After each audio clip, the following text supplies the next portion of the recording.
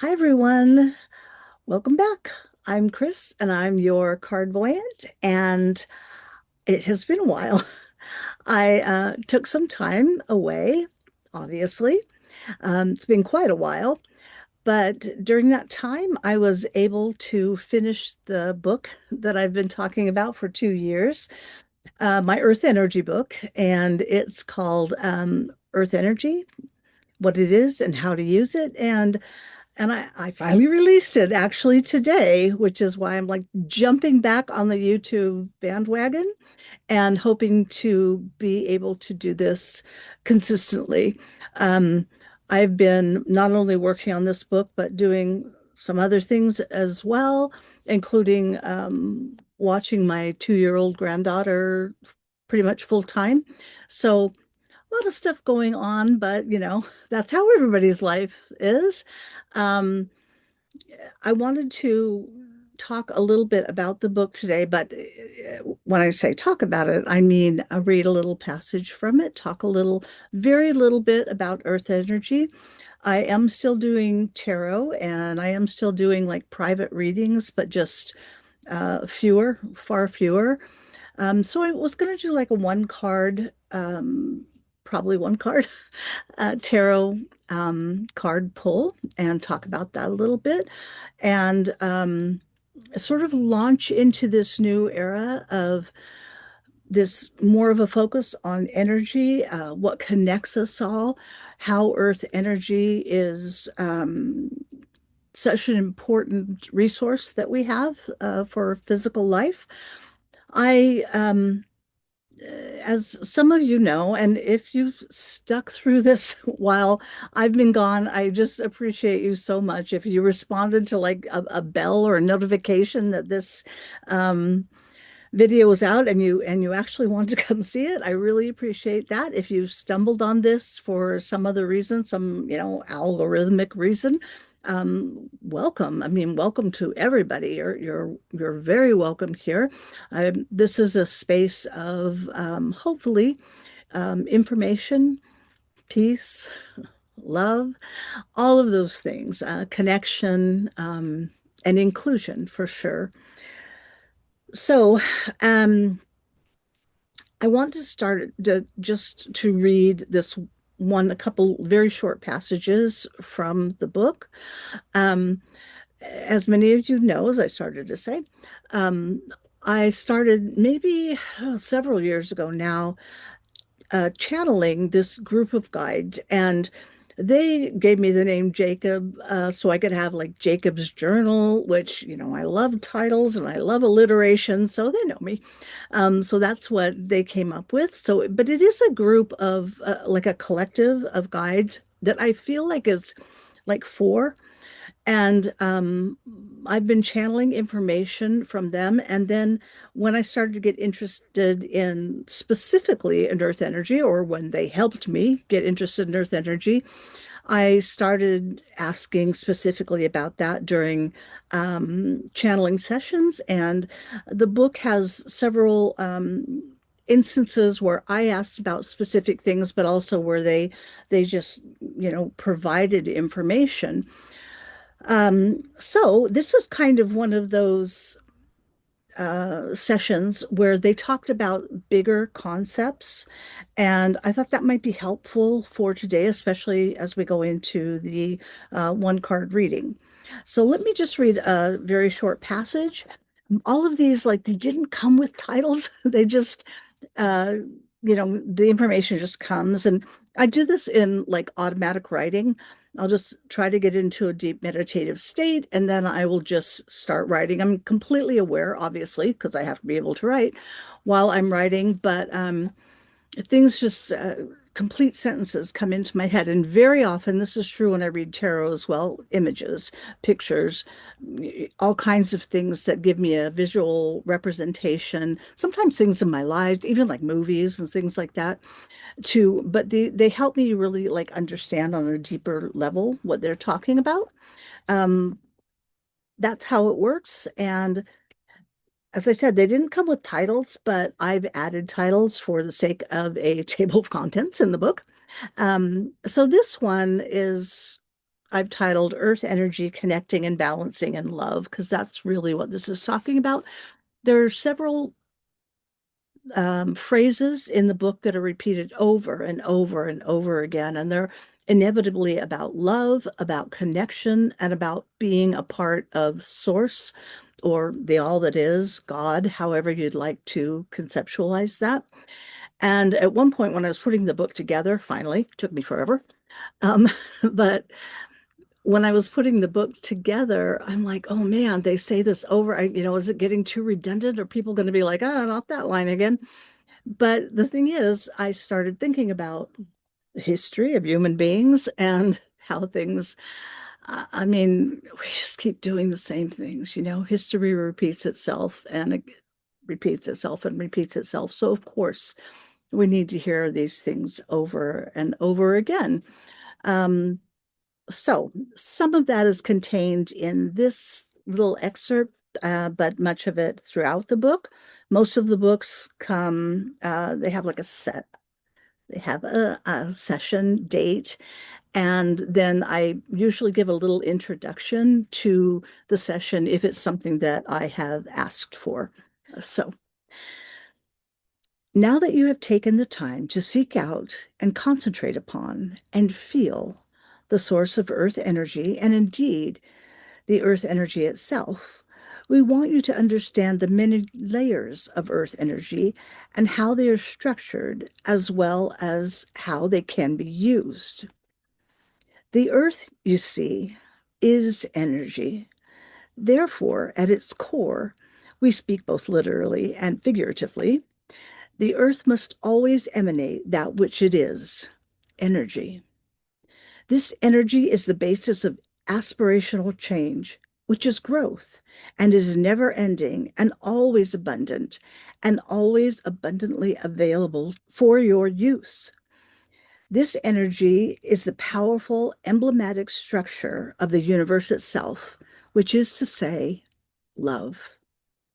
For often have we expressed and told you in no uncertain terms that the universe is indeed love, made of love, and always striving to balance in love, which is the absence of judgment and the power of possibility and connection and acceptance and the joy within and for oneself, as well as joy and happiness for all others who are, of course, extensions of ourselves, because we share the common brotherhood or lineage that begins with Source. We are Source. There are none, nor can there be any, who are not a part of Source, who do not emanate from Source. Therefore, understand that Earth and all her components are also a part of Source and thus possess the energy and vibrancy and forward thrusting power that again must always balance in love and ever seeks direction of love, the direction of love. This pure energy motivates, protects, drives, comforts, and illuminates your existence and always has the power to balance you. Fill in any missing gaps you might have at any given time or moment that you might need, whether it is comfort, companionship, inspiration, elevation, joy, laughter, and so much more. In the book, this talks about an exercise that comes right before this section of the book. And in the book, there are 6 different exercises to help you connect with energy in a lot of different forms and a lot of different ways and for a lot of different circumstances. I want to read this other passage. It is far later in the book, but I just love this passage. So it speaks of a lot of the same things as the first passage, which, is love, right? Um, other passages other sessions talk a lot about different places, different kinds of energy, what the energy is kind of like best for, how it's connected, how you can connect to it, and a lot of different things. Always love and sort of connection to love and balancing in love is the underlying theme of all of this. But there are a lot of individual circumstances and um, types of energy that the book talks about. This is under the section of non-thing energy, and I will look and see. This particular session I've named the natural energy of love, and this is the very end of that session. You are not called on to save or even balance the world on your own. Yet, by holding love in your heart for all other humans and indeed all things of the earth, you do, in fact, possess the power to do so. Let go of fear in all things and allow your powerful, loving energy to burst forth and heal you, your family and friends, and all those around you.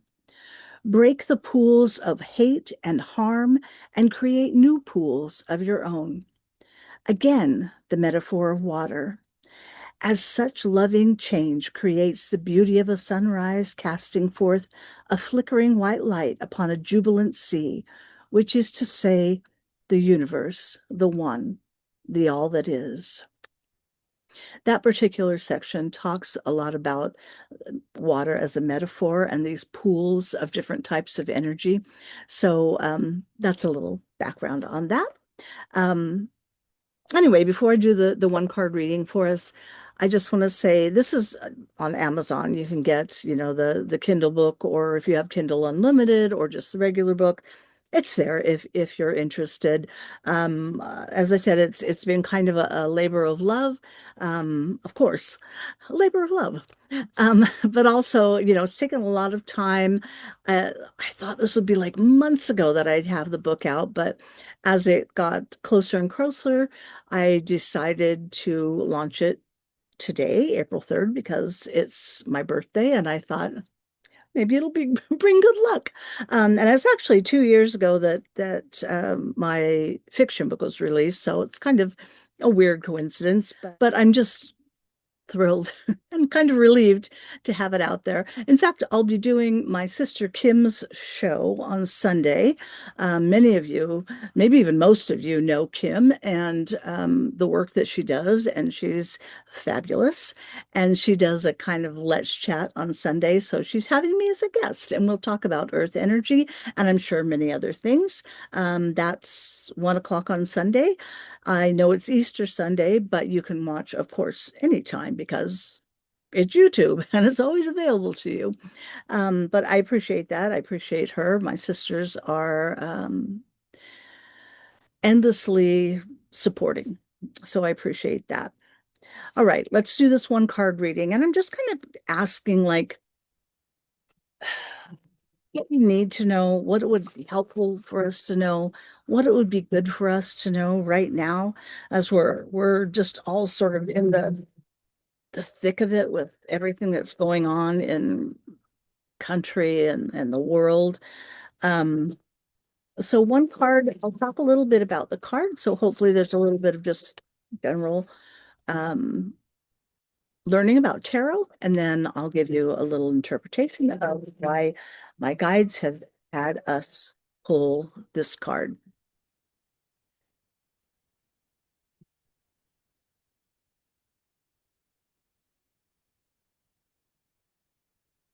I realize now that the shuffling is probably really loud, but hopefully it was short. All right.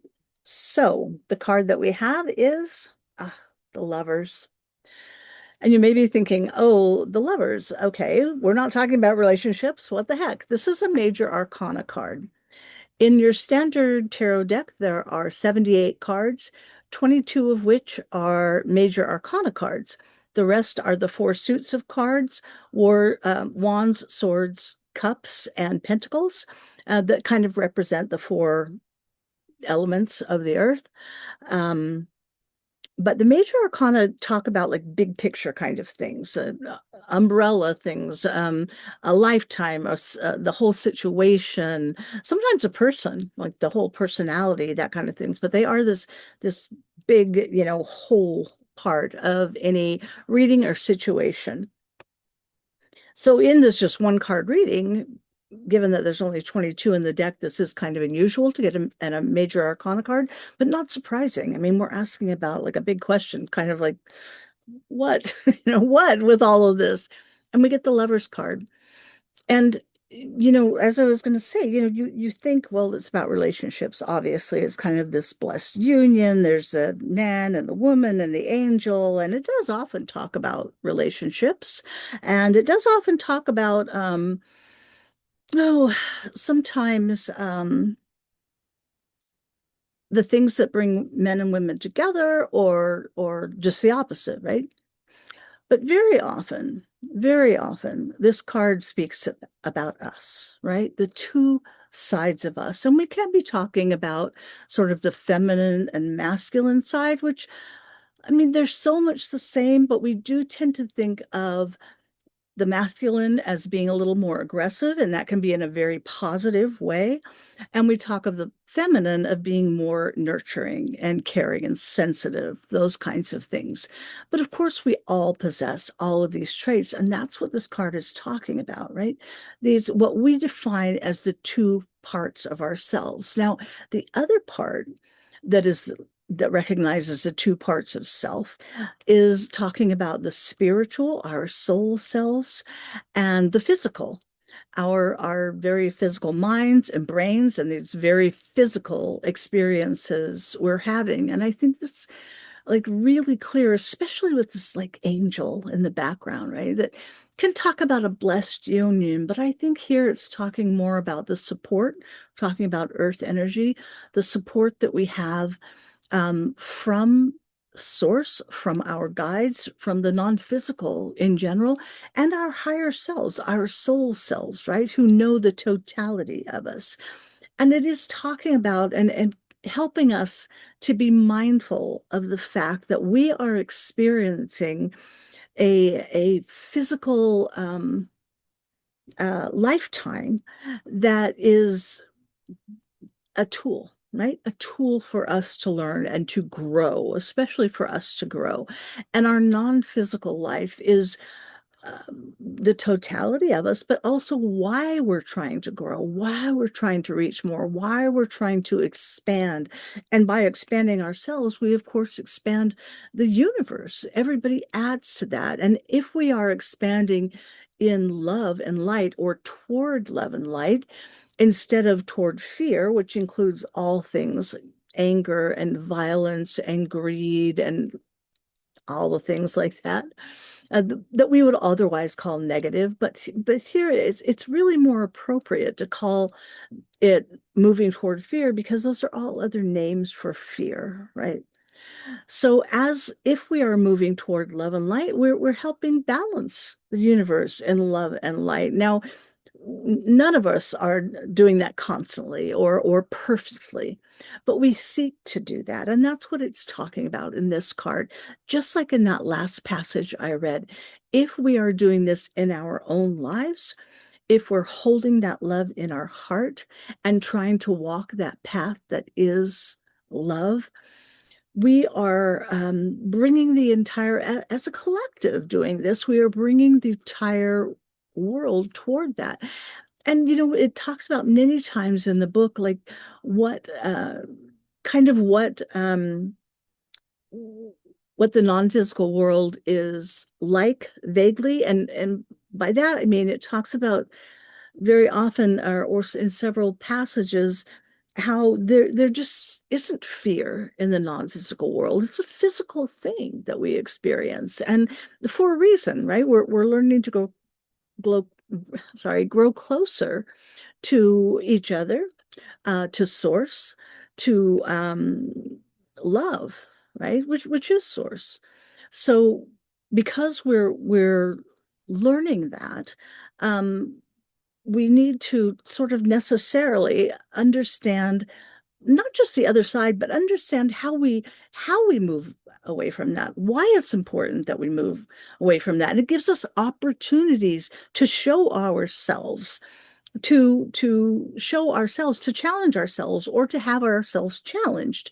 And that's the story of physical life. And this lovers card talks, I mean, it's called the lovers, but think of it as being called the love card. I mean, it's talking about bringing these two parts of ourselves together in this world to sort of further the cause of love in this world, and to help us to understand the importance and the power that we have in our lives, the importance of moving toward that, to seeking, uh, to trying to seek love always, and to try to balance in love always, and to sort of understand these broader concepts of universal love.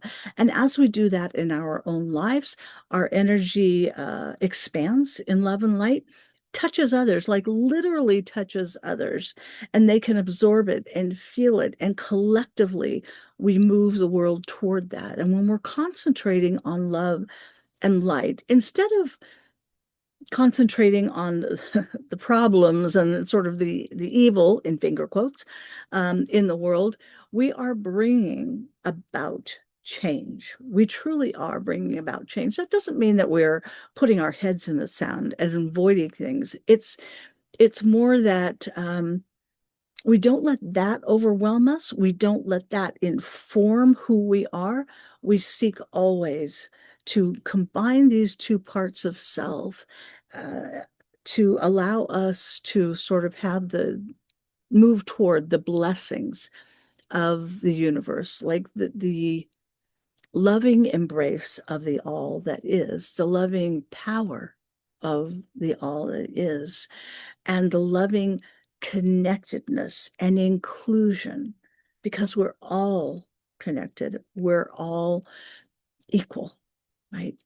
That loving inclusion that allows us to truly feel that we are not just having physical experiences, but having them as part of an eternal expansion that we are all involved in and that we all joyously take part in.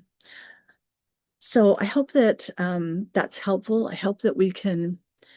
It's really hard. It's really hard in this sort of atmosphere and with so many things, this constant bombardment of things happening that are troubling and difficult and infuriating, right? It's can sometimes be really hard, but I really encourage you to take moments where you can just draw some breath, be in nature, be around your pets or people you love, or fun things and inspirational things, even if that's not, even if it often is a TV show or music or a movie or anything that is kind of a joyful expression of physical life. And that helps you keep this feeling in your heart of being connected to source and being an eternal being, having a very uh, physical and short-term experience. So there you have it. That's my message for today. It's actually much longer than I thought it was going to be, but I hope you made it through. And I'll be sharing more messages from the book and about Earth energy in general. Other things that you might want to talk about, let me know. I could do more tarot. I can do more one card or three card draws. We can talk about channeling and so many things. But I do hope to really, really hope to be more consistent. Really going to try. This summer should be much better for me to be able to do that. And that's my goal. That's my goal. So I will just say for now, you can find more information about everything me on my website, cardvoyant.com. And until next time, I'll just say bye for now.